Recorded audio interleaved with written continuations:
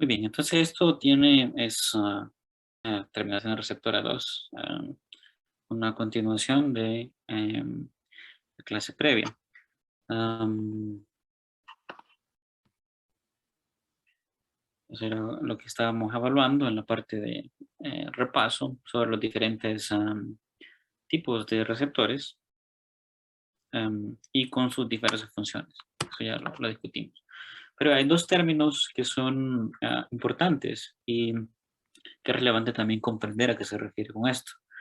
Uno es el campo receptivo y otra es la tasa de adaptación. Cuando hablamos de campo receptivo, es que para alguno de estos estímulos usted puede tener o solo un punto de sensibilidad o para un mismo estímulo todo un campo, así como esto. Ve que puede ser para Meissner, para la discriminación táctil entre dos puntos. Si yo le hago un estímulo entre dos puntos aquí, puede percibir, pero solo en esa región. Aquí, en las áreas azules es donde se identifica. Obviamente esto está distribuido, ¿verdad? En todo el cuerpo. Pero vea que el campo receptivo es menor. A diferencia que yo estimule, pues, por vibración. Si hago un estímulo vibratorio, en este punto, vea que el campo receptivo es mucho mayor.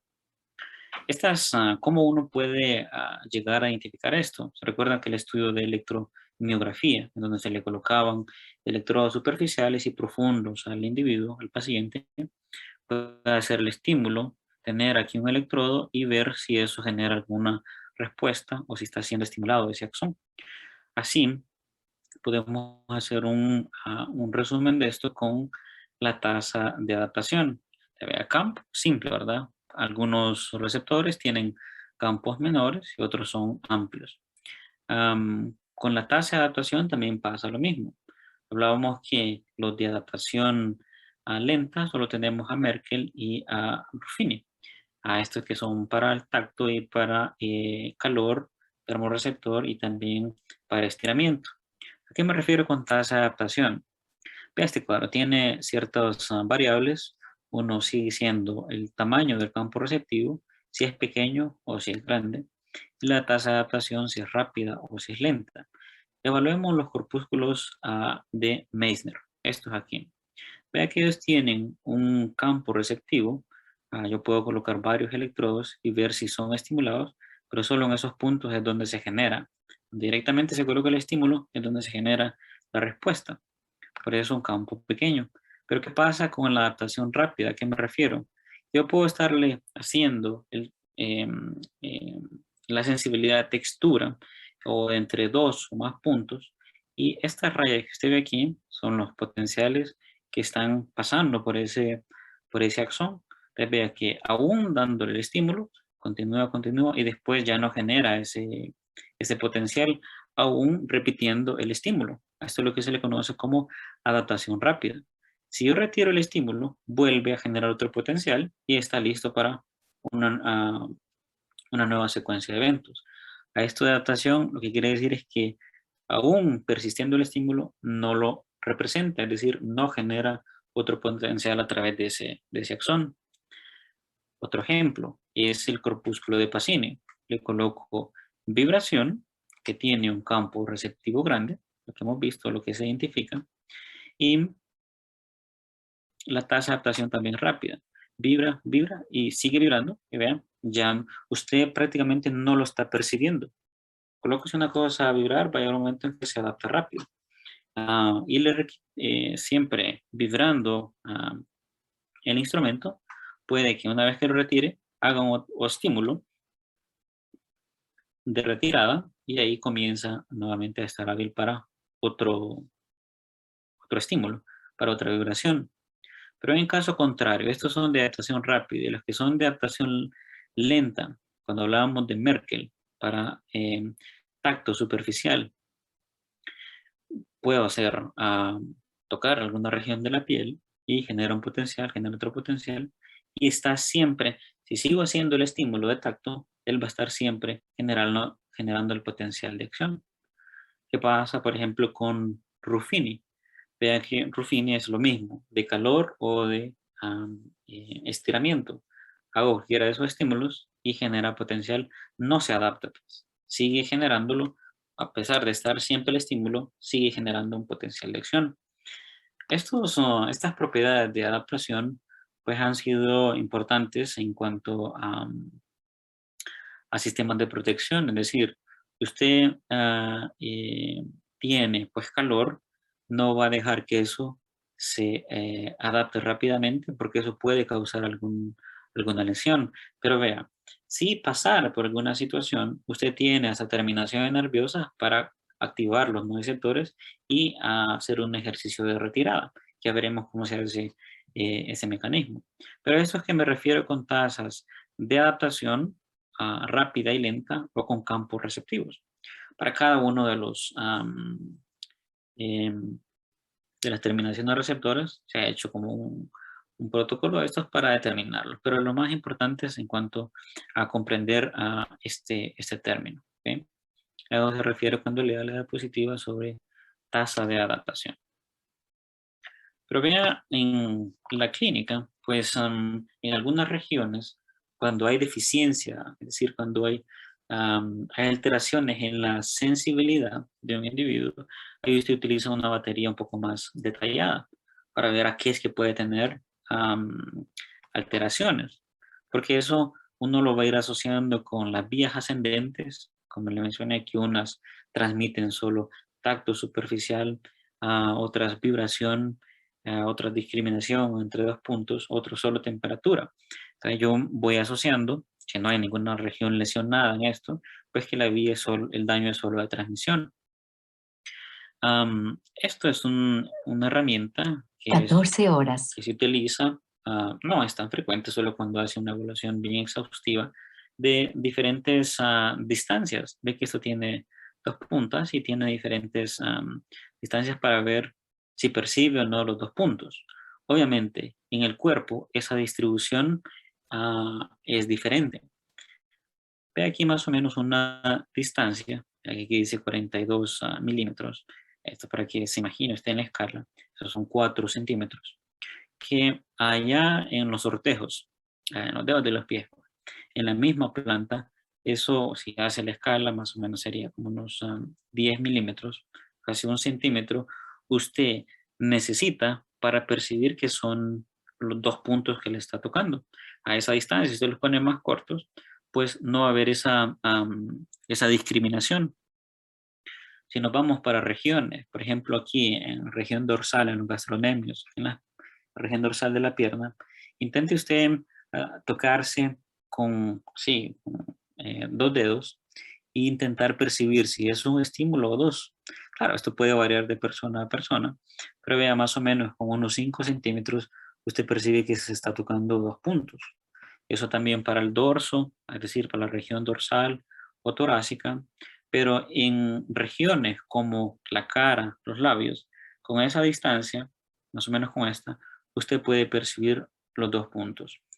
Esto solo, ¿a qué se debe esa situación? Pues uno es a la densidad que tienen de receptores, en este caso pues, de Meissner, incluso a los otros que participan para tacto, pero también depende de una organización que usted tiene a nivel del encéfalo, de que el área de la cara es mayormente representada en un giro o una circunvalación, es decir, en una parte de su corteza cerebral. Y hay otras regiones que, por ejemplo, las manos, la cara, los pies tienen grandes extensiones a nivel encefálico, pero ya otras regiones como la pierna, miembros inferiores, tronco, son menos representados allá a nivel encefálico. Es decir, que va a tener más neuronas destinadas a percibir estímulos de estas áreas. ¿Por qué? Porque son a través de las manos es donde usted, incluso si tuviera alguna alteración de algún sentido, de la visión, etcétera, usted puede palpando identificar esas estructuras. Necesita que sean súper hábiles en cuanto a recepción o a sensaciones e identifique si eso, qué estructura es, si puede causarle daño o no, etcétera. Ese ha sido el sentido de esa alta densidad en estas regiones. ¿Okay? Entonces, únicamente para ejemplificarle un poco más esa diferenciación entre dos puntos, o la discriminación, la diferencia que tiene a lo largo de toda la superficie corporal. Pero en esto de las terminaciones receptoras, vamos a hablar de dos específicas. Unas que son los corpúsculos de Pacini y de Ruffini, o sea, vibración y estiramiento. Y agregaremos otros más. Estos son los que principalmente le permiten darle la información de propiocepción, que mencionaba Kevin, de esa movilidad interna que tenemos en el cuerpo a través de articulaciones o de músculos. Son ellos activados, pero ¿cómo es que esa información me llega o cómo es que yo la interpreto? De que usted puede estar, por ejemplo, moviendo las piernas y lo hace de forma inconsciente. Hasta un momento que la está moviendo mucho, ahí intenta detenerla, pero hay un momento en que es inconsciente. O si hay alguna tensión en alguna región de su cuerpo, lo va a detectar y si hay algo sobrecargando los miembros, pues usted lo va a retirar como un medio de protección. Esa información la va a percibir a través de estas estructuras. ¿Okay? Pero vea, aparte de eso que nos sirve para la propiocepción, hay unas unidades que se conocen como usos neuromusculares o usos musculares. El término de uso viene por unas estructuras que se utilizaban como telares, que era más o menos esto aquí, que son más anchas en la región medial, en el ecuador, y más angostos. Por esa estructura parece, se le adjudicó ese nombre. Usted lo va a encontrar, ese término, varias veces en la carrera. Pues esto de usos musculares, si usted se traslada a esta región, vea, tiene la estructura ósea y aquí tiene su músculo, esto aquí. El músculo también le tiene que enviar una información de usted saber si está realizando una contracción o una relajación. Pero ¿qué estructura es la que sirve para esto? Son los denominados usos neuromusculares. Si ve este punto aquí, pero nuevamente, esa estructura, tráigala para acá. Y eso es un uso neuromuscular. O sea que el uso neuromuscular son las unidades sensitivas de sus músculos, la redundancia para todas esas palabras. Si la ve, va a tener una estructura que le envuelve y al lado va a tener fibras musculares esqueléticas, que es la que le permite que usted haga un movimiento voluntario o involuntario, que usted deambule, que camine, que se siente, etcétera, todo eso. Pero vamos a ver cuáles son los componentes de esos usos neuromusculares. Aquí ya los separamos, obviamente, del músculo, nos vamos a enfocar únicamente en esta estructura. La parte de estas fibras, que son denominadas extrafusales, ya le diré por qué, eso, cómo se contrae, cómo se moviliza, ya es un capítulo propio de la parte de fisiología, ya que eso lo va a hablar usted posteriormente. En este caso, solo estamos intentando identificar las estructuras sensitivas que permiten a sus músculos enviar esa información e interpretarla como medio de tiene que seguirse contrayendo o hay que relajarlo, hay mucha tensión en ese músculo. ¿Okay? Pues esto, estas tienen algunas proteínas como actina, miosina, que es lo que hace que se contrae. Pero esto aquí es nuestro denominado uso neuromuscular. Ya veremos cada uno de esos componentes que tiene aquí para irlos desglosando. Siempre le queda ahí la teoría, pues estos los va a encontrar en músculo esquelético. Todo músculo esquelético es donde va a tener presencia de esto. En algunas regiones más que otras, esa densidad siempre cambia. Lo que tiene que recordar es que le va a dar la información sensitiva a su sistema nervioso central. Sobre cambios de longitud, sobre cambios de angulación, cualquier de este tipo de información va a ser dada por los usos neuromusculares. ¿Qué características tienen? Bueno, cada una de esas estructuras que les señalé, pues mide aproximadamente esto, de 1 a 4 milímetros, tomando todo su eje de longitud. Él va a estar rodeado por tejido conectivo, solo que las fibras que usted ve, fibras nerviosas van a penetrarlo e inervarlo, igual van a salir, a él llegan y salen fibras. Dentro de cada una de esas cápsulas de tejido que le mostré, hay aproximadamente entre 6 a 14 fibras intrafusales. ¿Por qué le digo intrafusales? Porque están dentro del uso, o en otros términos como fuso. Son sinónimos, pero se denomina intrafusales. Hay unas fibras que son las que le permiten la contracción activa de su músculo, que esas se denominan extrafusales. En esta clase no entraremos en detalle en esto, ¿ok? Únicamente en la parte sensitiva, que es la que va a enviar esa información. Pero hablando de las fibras intrafusales, lo que está en ese saquito, en esa bolsa, nosotros tenemos dos tipos de fibras. Unas son en bolsa o en saco nuclear y las otras en cadena nuclear. De la misma forma, póngale atención a la nomenclatura. ¿A qué nos referimos con esto de bolsa o saco nuclear? Vea que dice núcleos, es decir, que vamos a observar varios núcleos o acumulados en una región o siguiendo una distribución pues, como en fila india, por eso se llaman en cadena. Cada una de estas pues, va a tener una función específica en el uso neuromuscular, pero veámoslo en la imagen. ¿A dónde es que nos vamos a enfocar? Ya aquí quitamos la parte superior, recuerde que todo esto es una bolsita o un saco en donde tiene esas fibras. Aquí son los nervios, las fibras nerviosas que pueden ir a penetrar ese tejido conectivo, porque aquí lo separamos, y vea, hay una fibra que tiene como este ensanchamiento en el ecuador, es decir, en la región central, a ese que se le conoce como bolsa fibras en bolsa nuclear.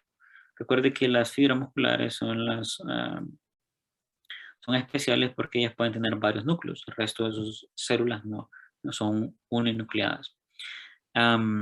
Estas son en bolsa nuclear y obviamente estas que tienen esta estructura son denominadas en cadena nuclear. Esta fibra que me estoy refiriendo aquí. ¿Okay? Ambas, el término genérico, pues va a ser fibras musculares intrafusales porque están adentro. ¿Okay? Eso no hay pérdida. Entonces, dos tipos en saco y en cadena nuclear. Primer componente de sus usos neuromusculares.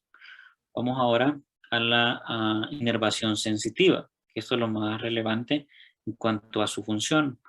Vamos a tener dos tipos, unas que se denominan anuloespirales, es decir, se enrollan en la fibra, y otras que terminan como en prolongaciones, tipo un telodendrón, que son denominadas terminaciones en ramillete.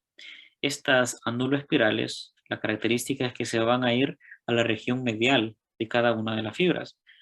Ambas, por ejemplo, estas anuloespirales pueden inervar a ambas, tanto las en saco nuclear como en cadena, pero siempre hay unas predominantes para una y para otra.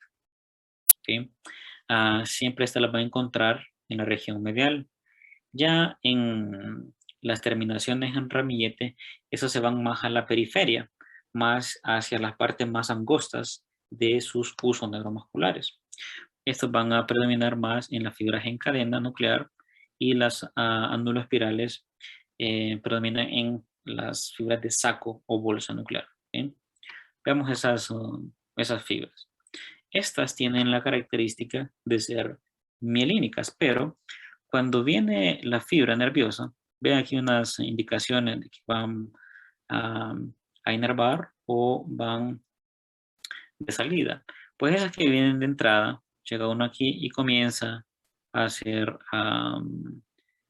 esa espiral, pero se llaman anuloespirales. En las fibras en saco nuclear o lo hace en cadena nuclear.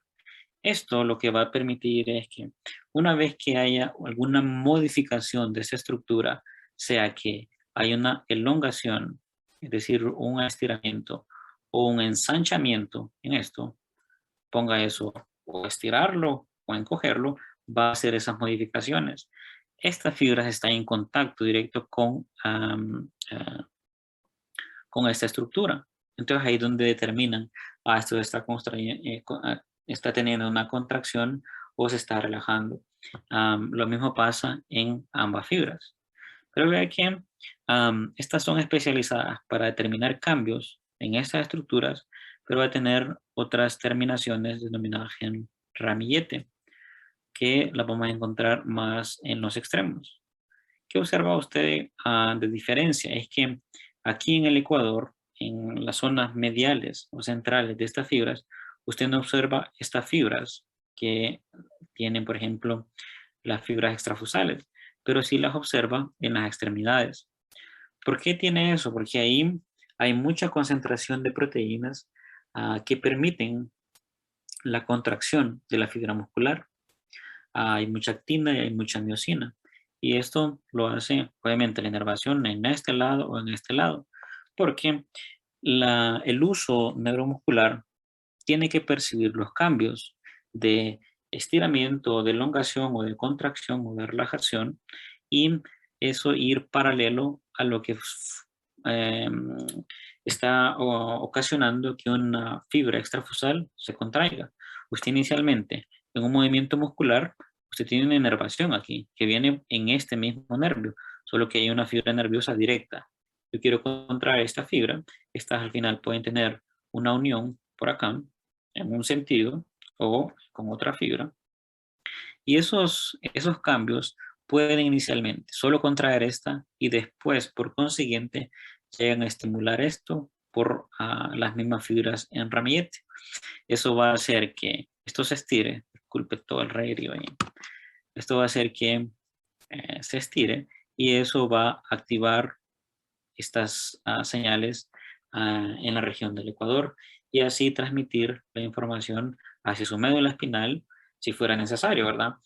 La médula espinal puede ver un arco reflejo, es decir, que no necesita ascender hacia su encéfalo, sino que ahí mismo hace un arco y vuelve para ver si tiene que ser una función agonista o antagonista, dependiendo de la intensidad del estímulo, o si es leve, pues favorecerlo de una forma agonista. Ya veremos eso en algunos ejemplos.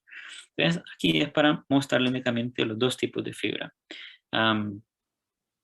Las anuloespirales, estas aquí, y las terminaciones en ramillete. Cuando las ve microscópicamente, pues hacen más o menos la distribución como una pata de gallo.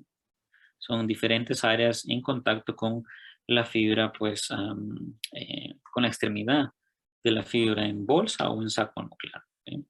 Eso es información sensitiva, porque usted también tiene inervación motora. ¿A qué nos referimos con eso? La mayoría de las fibras intrafusales pues están dadas por fibras motoras gamma. Recuerda que hay fibras A, alfa, beta, gamma. Pues estas, las que inervan las fibras intrafusales son gamma. Y, perdón, estas gamma son las que se van a ir hacia los extremos. ¿Por qué? Porque puede hacer un tipo de contracción muscular en esa fibra para hacer eso, que se contraiga o se relaje. Aquí hay únicamente la información de qué tipos de fibras son las que van a estar dependiendo del grado de mielinización o del diámetro o de la velocidad. Entonces, nuevamente, las fibras intrafusales son inervadas por fibras motoras gamma. Claro, puede haber una variación en eso, pero son las más frecuentes. Estas siempre van a estar, sobre todo, en los extremos. Ya las fibras extrafusales, las que están paralelos a estos usos neuromusculares, van a ser un poco más rápidas y más mielinizadas. Van a ser tipo A, alfa, que son más rápidas estas que las mismas que tiene allá en las extremidades de las fibras intrafusales. Veamos esa estructura. Ya que se tiene que ubicar aquí, ya esta es una inervación pues igual a motora. Esto es diferente de las terminaciones en ramillete, son diferentes. Aquellas eran sensitivas, también para percibir esos cambios en esas proteínas allá a las que van a estar unidos.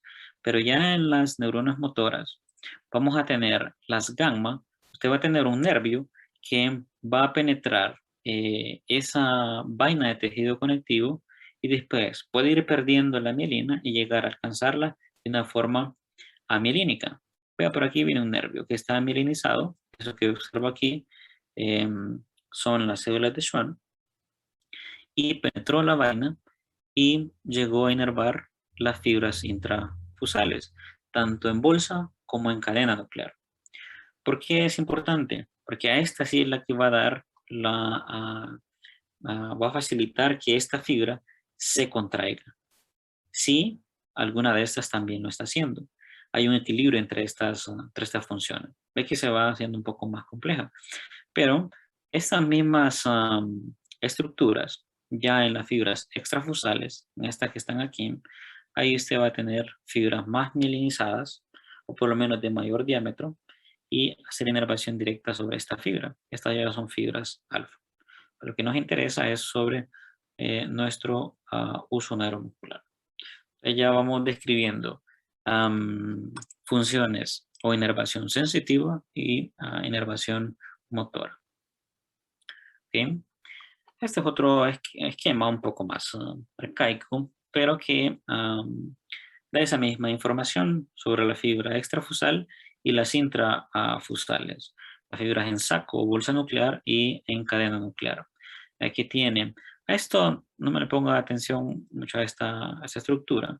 Este es otro tipo de clasificación que se le da a fibras, dependiendo del grado de mielinización, las fibras aferentes 1A, 1B, 2, eso viene siendo un sinónimo de 1A a una A alfa, o sea que siempre es milínica y es rápida. Ya las fibras tipo 2 es un ejemplo de una beta, es decir, siempre organizada pero más lenta. Eso va a tener alguna influencia en cuanto a la funcionalidad de cada una de esas fibras. Pero aquí, obviamente, lo relevante es la inervación, que es eferente para cada una de las fibras intrafusales, esto aquí, y otra para la fibra extrafusal. Entonces, vea que ya vamos haciendo interrelación entre dos términos. Quien me da la información aferente, es decir, que esta va a ir hacia la médula, y la que viene de la médula para hacerme una contracción o en esa fibra o en esta fibra, siempre haciendo un equilibrio entre ambas, un control entre ellas. ¿Cuál es la función de su uso neuromuscular?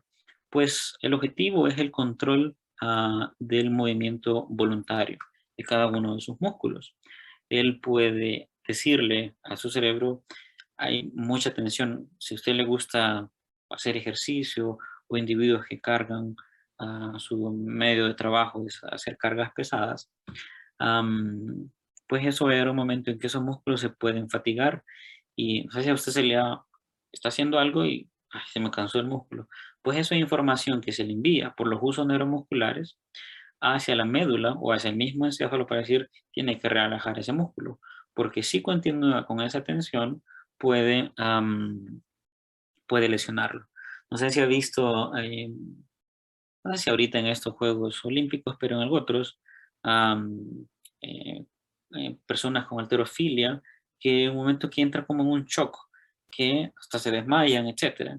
Eso ya es tanto el estímulo y después viene, es tanta excitación que está haciendo que después el cerebro no haya como controlar y manda una respuesta inhibitoria severa.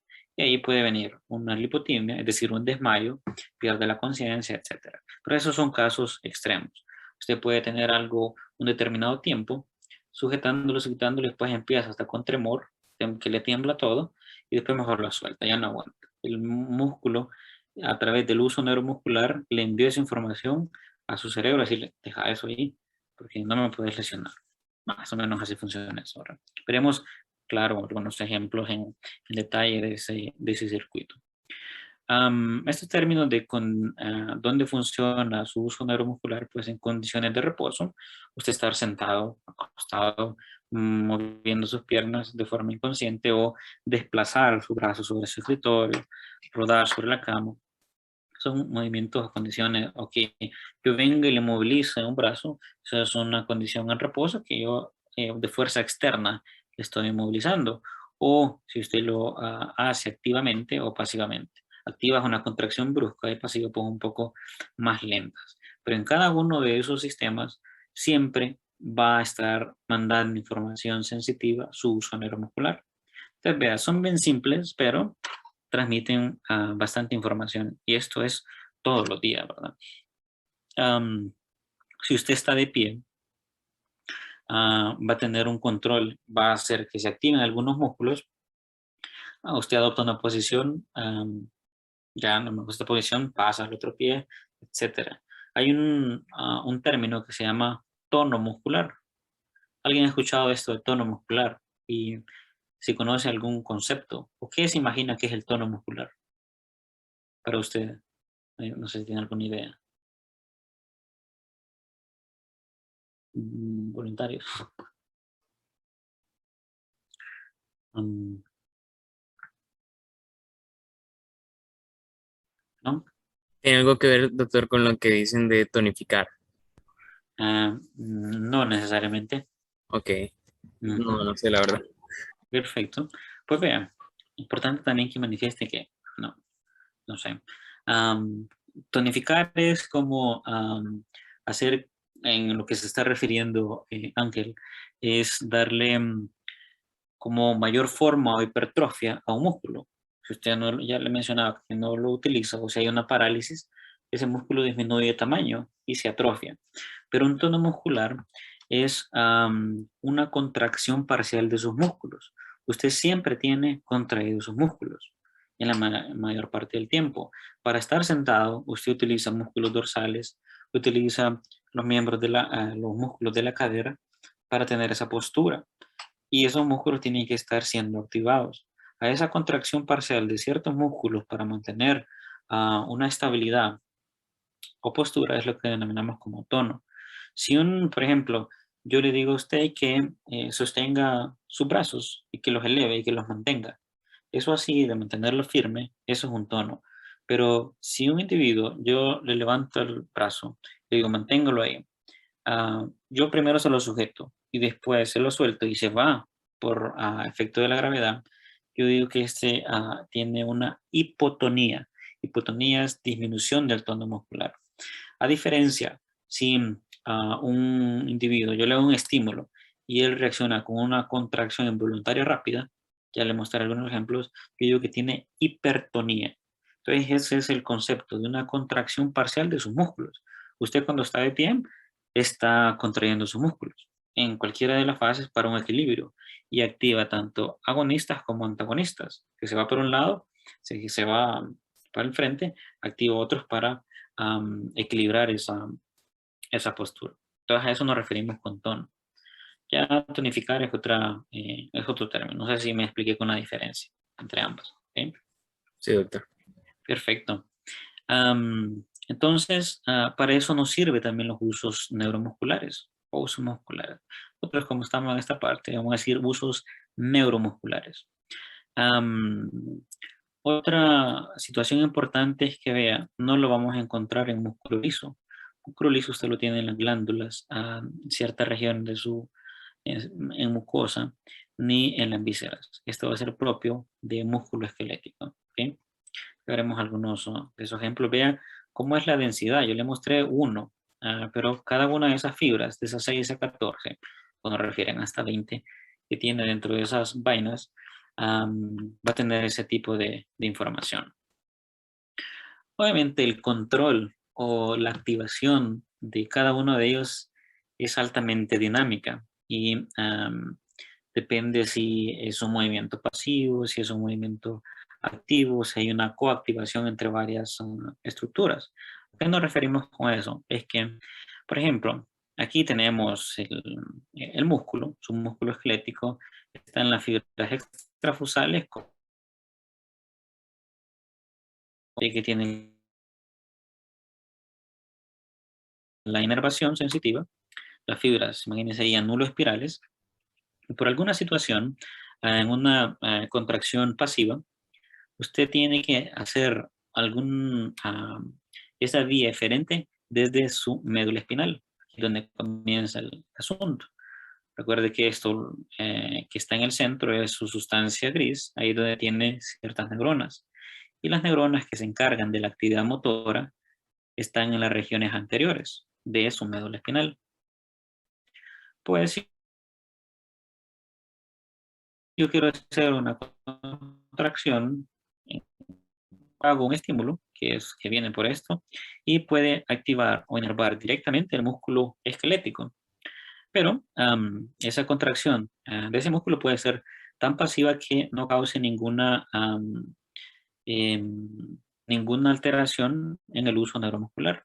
O de su forma contraria, que puede haber una activación sí en las extremidades de esas fibras y ahí sí envíe un estímulo. Es decir, pues sí se está contrayendo. Puede darse la situación en que solo contraiga esto y no sea capaz, pero como es tanta la densidad, más de alguno se le va a activar y transmitirle esa información. Otra situación que puede ocurrir es que usted voluntariamente quiera mover su miembro superior derecho, izquierdo, etcétera. Ya es una acción voluntaria que viene de la corteza frontal. Quiere sujetar un lápiz, etcétera, su celular, pues lo hace desde aquí y esto hace un relevo siempre en las neuronas del el asta ventral de la médula espinal. Aquí, nuevamente, el ejercicio hacia la fibra extrafusal, pero puede ser que sea un movimiento pasivo, etcétera, no sea tan intenso y o al mismo tiempo si va reclutando mucho más fibras para ese estímulo, puede hacer que inerve o active, mejor dicho, a sus fibras intrafusales, produzca una contracción y ahí sí se estimule las fibras intrafusales y envíe esa información. Pero ve que hasta el momento siempre estamos haciendo como un arco. Nuestro relevo ahí es hasta la médula espinal. Ya cuando hay contracciones un poco más intensas, movimientos más coordinados y más ejecutados, ahí sí puede haber una coactivación de todas las fibras, de las fibras extrafusales. Esas fibras extrafusales, no sé si percibe, que algunas pueden estar, el uso neuromuscular adherido, uno, al tendón, a esta región, de la unión con el hueso, o en la misma fibra muscular. Cualquier cambio en esta fibra va a hacer que esto se distienda y esa distensión va a ser de la fibra intrafusal y ahí mandar la información hacia la médula. ¿Qué va a hacer la médula? Es controlar a través de, si ella necesita, con algunas neuronas que tiene, de dejar el paso, pero si hay mucha excitación, pues controlarlo y disminuirlo. Más o menos así se da ese control de esa activación por la información que le están enviando los usos neuromusculares. Ve que es en ocasiones redundante, pero puede tener varias vías. Esta es la información que ya le he descrito. Usted va a darle lectura a esa parte. Algo relevante con esto de las fibras en bolsa nuclear y en cadena es que en bolsa, como tienen más núcleos, es más ensanchada, las áreas de activación, incluso las fibras, son un poco de mayor diámetro, siempre son fibra A, pero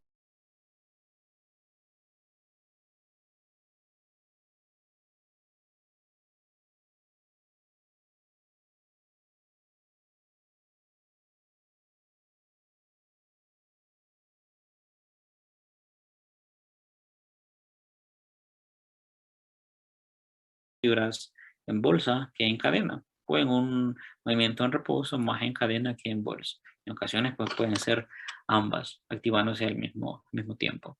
Bien compleja esa situación. Te vea cómo estas pueden hacer la inervación tanto a las fibras en saco como en cadena, pero unas más predominantes que otras. Estas serían las anuloespirales más predominante a las de saco y las que son dos que van a hacer inervación más a las fibras en cadena nuclear. Estas son solo algunas diferencias, pero ve aquí también penetrando la vaina de tejido conectivo, que se le quitó a la región superior, en donde tenemos esta información que sería aferente y la que viene a inervar de forma motora con unas fibras gamma para hacer también contracción de esas fibras y hacer todo un circuito de transmisión de la información. La mayoría de los sistemas van a ir en este sentido, van tomando esas propiedades, esa información de cambios de tensión, de ángulo, de movimiento, de longitud. Todas esas cosas son percibidos, lo que conocemos como propiocepción en el músculo, están dados por estas pulsos neuromusculares. Obviamente hay estructuras que son un poco más finas en cuanto a la realización de movimientos, por ejemplo, el control de sus manos, para darle esa retroalimentación a su cerebro, para que usted coordine bien un movimiento, va a tener que aumentar la densidad de los usos neuromusculares. Y se ha comparado entre músculos que únicamente son para fuerza y otros para más agilidad, la presencia de mayor o de mayor densidad en estos que se encargan de movimientos finos. Los lumbricales, los interóseos, todas estas regiones de las extremidades, pues van a haber un predominio en cuanto a esto en comparación, por ejemplo, a los bíceps o los tríceps. Solo en términos de diferencia de densidad de los usos neuromusculares. Ahí pues otros ejemplos. Este igual es una información adicional que ya la vaina de tejido conectivo que envuelve a las fibras intrafusales, pues más o menos anda entre 1 milímetro de ancho y hasta 6 de longitud para albergar a todas esas fibras que más o menos van de 1 a 4 milímetros de longitud. ¿Okay? Solo informaciones así adicionales para ustedes. Pero aquí interviene otra estructura. Eso de los usos neuromusculares, obviamente su nombre lo dice para músculo esquelético. ¿Pero a qué nos referimos con usos neurotendinosos? Pues nuevamente pongo la atención a los términos. También son conocidos como órganos tendinosos de Golgi. El doctor Golgi andaba en todos lados. Pero aquí nos vamos a ir directamente hacia las estructuras tendinosas. Ahí, una vez que un músculo recibe alta contracción, eso se va a tener que transmitir hacia el tendón. Y en el tendón, estas fibras nerviosas, denominados usos neurotendinosos, hacen contacto con cada una de estas fibras y perciben, más o menos como un corpúsculo de Ruffini, perciben esos cambios de tensión y de estiramiento y envía a través de esta fibra una información directo hacia la médula espinal. Ya en la médula espinal tiene que integrarse otra vez con el arco que le mostré de la inervación directa con el músculo. Si percibe que hay mucha tensión aquí, lo que va a hacer esto a nivel de la médula espinal es decirle, no, usted tiene que disminuir eso y relaja el músculo. O dependiendo del estímulo. Veremos que es un poco más complejo que eso. Pero él siempre va a actuar, el uso neurotendinoso, a cambios de tensión. Ese es su principal estímulo. Y lo que va a hacer predominantemente son inhibiciones. Allá el uso neuromuscular, pues es cualquier movilidad, cualquier cambio, lo va a detectar. Pero este se va a activar únicamente en esos cambios de tensión. En el libro le aparecen pues algunos ejemplos, más o menos la estructura, donde va a estar ubicada siempre en la parte tendinosa. ¿Okay? Su función va a ser ser esa misma. Vamos a mostrar algunos aquí. Por ejemplo, tiene el esquema de su médula espinal aquí, esta región. Tenemos esta va a ser la región anterior o ventral, y esta es la región posterior o dorsal. Aquí tiene un cuerpo de la neurona, pseudo unipolar, ya que este órgano neurotendinoso de Golgi está siendo activado porque percibió que aquí hay mucha tensión en ese músculo, entonces activó esta región y envía ese impulso, es procesado en este nivel y llega a la raíz dorsal. Va a entrar por el asta dorsal, ya que él puede tener dos caminos, o ascender o interpretarse en este nivel Recuerde que las regiones dorsales son siempre sensitivas de la médula espinal y las anteriores pues son motoras, es donde se ejecuta la acción. Pero ¿qué percibe? Que está existiendo mucha tensión. Eso activa una interneurona, porque solo me une una neurona con otra. Estas generalmente son inhibitorias. Se les conoce como neuronas de Renshaw. Le va a aparecer ahí. Porque vea que lo que hace es dar un estímulo de un PIPS, de un potencial inhibitorio postsináptico. Aquí puede intervenir tanto GABA como otro neurotransmisor que se conoce como glicina. Glicina también es un neurotransmisor inhibitorio. Entonces, que lo que va a hacer es decirle a esta fibra muscular que ya no se contraiga y así evita es decir, va a producir la relajación o disminución de la tensión en ese tendón. Pero se conoce como un reflejo inhibitorio cuando se activa el órgano neurotendinoso de Golgi. Otro sinónimo es de inhibición muscular. Esto estímulo hasta acá hizo que se inhibiera una respuesta en la región ventral de la médula espinal. Y así es como puedo controlar cada uno de sus músculos. Pero vea, aquí estamos de forma aislada. Esto, claro, tiene un grado de complejidad. Esta pues otra imagen que le aparece en el libro del uso neurotendinoso. Lo importante es cómo interprete la funcionalidad del mismo cuando hay tensión. Esto es para usted. Es un fin de semana. Una más y otra más. Siempre recalcar eso, ¿verdad? Que cuando hay ciertas informaciones, aquí va a haber una prácticamente coactivación de la fibra muscular.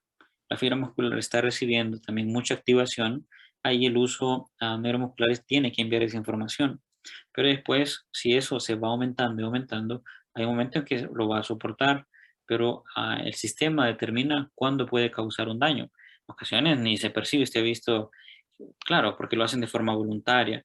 Por ejemplo, los atletas que levantan peso, etcétera, alterofilia, momento en que se les vence el tendón, porque eso ellos los mantienen aún de forma voluntaria, el organismo le está diciendo, no, hay que relajar esa tensión, pero ellos continúan y ahí pues puede haber una ruptura de tendones, etcétera. Ya son situaciones que se salen de la homeostasis fisiológica que uno tiene. Muy bien, déjeme. Pero usted ha escuchado cuando le hacen los reflejos tendinosos, que le dan con un martillito en un lado, le dan al otro y usted ve un reflejo. No sé si ustedes tuvieron la posibilidad de ver el Chavo del 8 que le daban uno y levantaba el otro. Eso no sucede, ¿verdad? Siempre es en el sitio de ejecución. Y obviamente debe dar un golpe, un estímulo en la estructura tendinosa para generarlo. ¿Pero a qué me refiero con esto? Veámoslo en un esquema. Lo que conocemos como reflejo de estiramiento o reflejo miotático. Mio viene de músculo y el otro de tensión. Ubiquémonos aquí. Esto lo hacíamos antes pues con alguno de ustedes, pero lo que observan en esa estructura, en esta flecha, es un martillo de reflejos, así se llama. Nosotros tenemos el tendón patelar, este del cuádriceps, y lo que vamos a hacer es un estímulo, un golpe en esta región. Ese estímulo, así tan súbito y en esa región, pues hace que haya una transmisión de información sobre el músculo, como diciéndole, está teniendo mucha tensión o está haciendo alguna contracción. Aquí puede venir esa información a transmitirse siempre por la neurona pseudounipolar, llegar a las astas dorsales de la médula espinal y encontrar alguna otra neurona directo en un arco. Puede ser que se vaya directo al asta ventral o que encuentre una interneurona, como las neuronas de Renshaw. Pero en el caso que sea un arco reflejo directo, aquí lo que va a hacer es que, aunque se está dando un estímulo en el tendón, y como es de forma súbita, lo que hace el sistema, el circuito, es evitar un daño.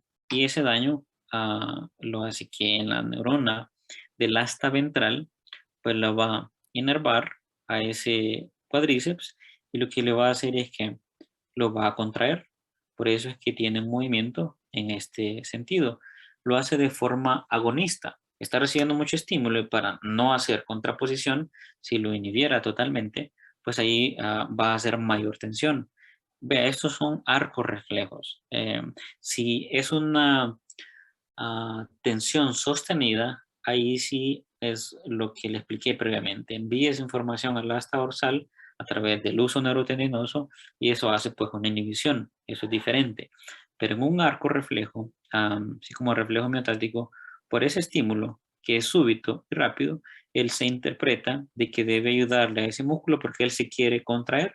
Entonces envía aquí una estimulación positiva y hace la contracción de este músculo y hace el movimiento para arriba. Esto, un movimiento de extensión. Esto nos ayuda a evaluar diferentes órganos. Yo puedo, mejor dicho, diferentes partes del cuerpo. Puedo hacer del patelar derecho y el izquierdo, después del bíceps de ambos lados, del tricipital, del estilomastoideo, entre otros. Em, para determinar si esos reflejos están siendo adecuados o no. Veamos otro, si tengo aquí otro ejemplo. Este igual es información de la producción de ese arco, pero para complicarle un poco más el panorama o que lo tenga un poco más claro. Nuevamente, hacemos tensión sobre el músculo, una percusión, un golpe.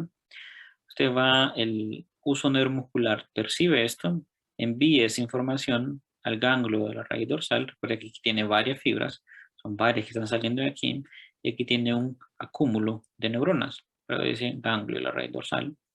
Va a penetrar por el asta dorsal, y aquí puede encontrar directamente una neurona en la región, esta es la región ventral, porque vengan de para aquí al lado. Ahí solo va a tener neuronas motoras, y esto hace que estimule positivamente y haga la contracción de ese músculo para que realice una extensión. Pero vea, usted tiene en su cuerpo músculos que son agonistas y antagonistas. Eso depende si está realizando una contracción o una relajación. En músculos, por ejemplo, el bíceps y el tríceps, usted tiene que hacer en uno activarlo y el otro inhibirlo. Si no, no va a producir ningún movimiento, porque la suma de de ambas descargas, pues me dejaría en neutro el movimiento. Por eso es que en esta misma estructura, usted va a tener otra neurona de esas mismas fibras que va a inervar el músculo antagonista, y yo voy a estimular este, así se ve lo rojo ahí, estimular este de aquí, pero voy a inhibir este otro. ¿Por qué? Porque así hago que se produzca el movimiento en este sentido, porque estoy no colocando una oposición al movimiento. Esto se hace en cada uno de los reflejos que estamos activando. Siempre esto es una inhibición recíproca. Ve que si se va, yo le di los elementos de un paso, de otro paso, pero ya cuando se hace la integración de todos, ya el sistema logra también establecer un equilibrio, pero ya por activaciones simultáneas. En uno puede hacer una estimulación positiva y en otro una negativa, para que se dé el movimiento, porque está desde aquí percibiendo ese estímulo. Más o menos así es que se da un arco reflejo. Mostraré un ejemplo para ver cómo es que se da esta situación. A ver, más o menos por aquí. Bien, ahora revisaré sus reflejos. Por favor, coloque ambos brazos a los lados. No realice fuerza. Entonces, vea, se tiene que colocar al paciente relajado. Realmente se le ha explicado, lo voy a evaluar, etcétera. Porque si está muy tenso, no se, en general, no hay una situación que favorezca la evaluación. Me recuerdo cuando lo hacíamos en la clase, pues como todos lo miraban y estaba tenso el colega, el estudiante, pues ya ni le salían.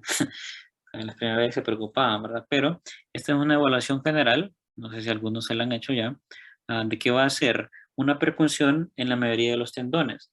¿Qué es lo que yo necesito ver? Es que esto sea simétrico, que del lado izquierdo sea igual del lado derecho. Y en los mismos tendones, claro, contralaterales. Veamos lo que hace aquí el evaluador. Ahí está con el bicipital. Vea que hay una contracción. Otros hacen el estilo radial. Solo deje caer sus brazos. Muy Ese es bien. el tricipital. No sé si percibe ese movimiento pendular. Tiene que ser esto por acá. ¿Ve? ¿De acuerdo? Ve que en Ahora un momento fue activado el bíceps y fue agonizado el tríceps. Y después, lo contrario, fue estimulado el tríceps e inhibido el bíceps. Y así, ¿verdad? Para algunos de estos son los reflejos más comunes. Ahí va a ser el patelar. piernas deben encontrarse laxas. ¿Ve? Hay un movimiento sutil.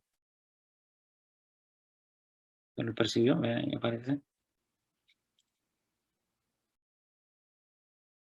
Y Y el tendón revisaré de sus Aquiles, tobillos. el aquiliano, que tiene que ser una extensión.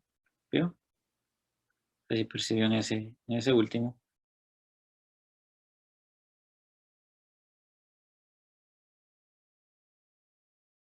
Y revisaré sus tobillos. Tal vez el que más va a percibir es del pie izquierdo. Ahí hizo movimiento, ¿vio?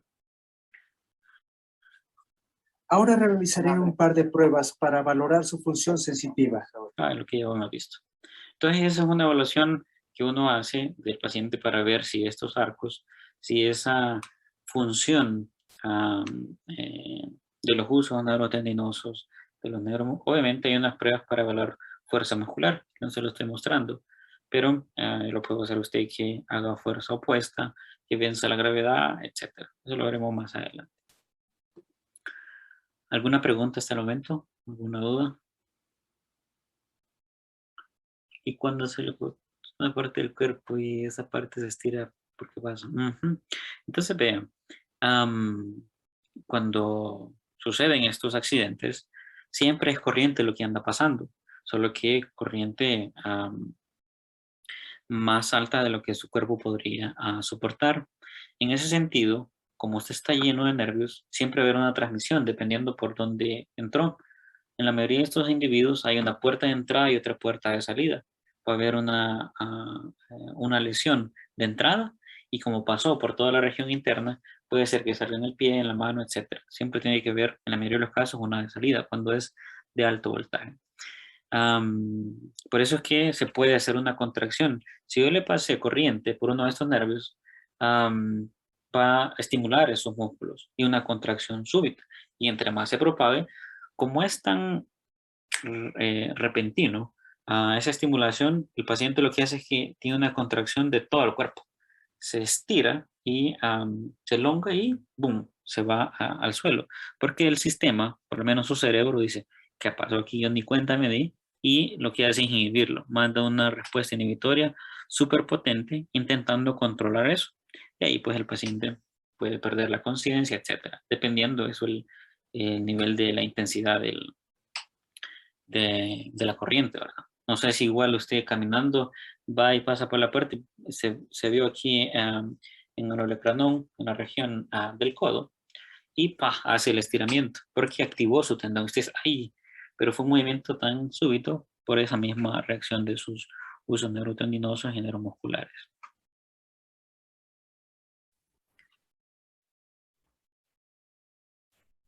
Bien, ¿alguna pregunta más? Doctor, Sí. ¿se puede dar como trastorno en el cual estos transmisores envíen, perdón, estos receptores envíen doble señal, tanto como de que se quiera excitar el músculo como se quiera relajar? Em, Es muy raro, pero en el caso de que suceda eso, lo que uno observa es que no hay un movimiento. Es decir, usted quiere hacer una estimulación, pero como hay un contrabalance entre lo positivo y lo negativo, prácticamente no hay ningún cambio.